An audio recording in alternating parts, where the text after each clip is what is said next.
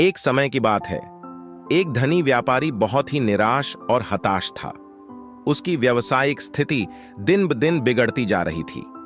वह कई बार सोचता कि उसकी किस्मत बहुत खराब है। एक दिन उसने सुना कि एक प्रसिद्ध बौद्ध भिक्षु उसके नगर में आए हैं, जो अपने ज्ञान और आध्यात्मिक ताकत के लिए जाने जाते थे। व्यापारी ने सोचा कि वह भिक्षु से मिलकर अपनी समस्याओं का समाधान पा सकता है। वह भिक्षु के पास गया और अपने दुर्दशा की कहानी सुनाई।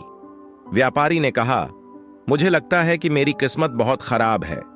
मैंने बहुत मेहनत की है, परंतु मेरे व्यवसाय में लगातार घाटा हो रहा है।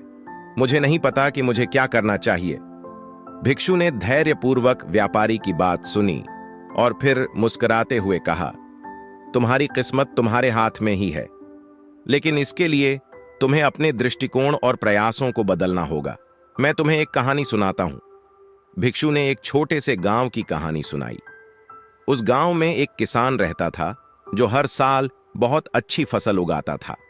लेकिन एक साल बाढ़ आ गई और उसकी सारी फसल बर्बाद हो गई। किसान बहुत दुखी हुआ, लेकिन उसने हार नहीं मानी। उसने नई फसल के लिए फिर से बीज बोए और कड़ी मेहनत की।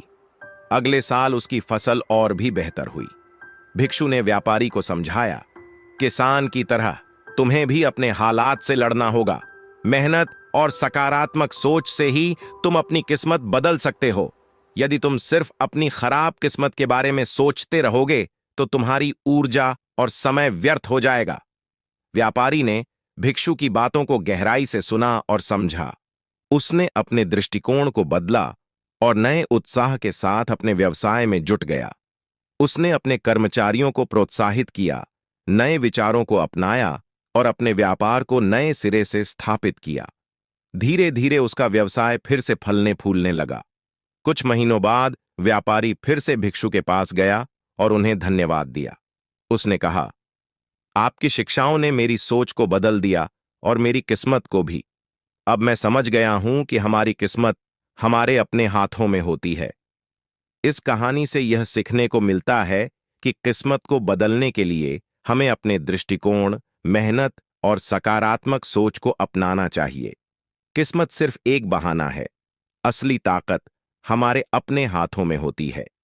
यदि हम अपने प्रयासों को सच्चे दिल से करते हैं, तो सफलता निश्चित ही हमारे कदम चूमेगी।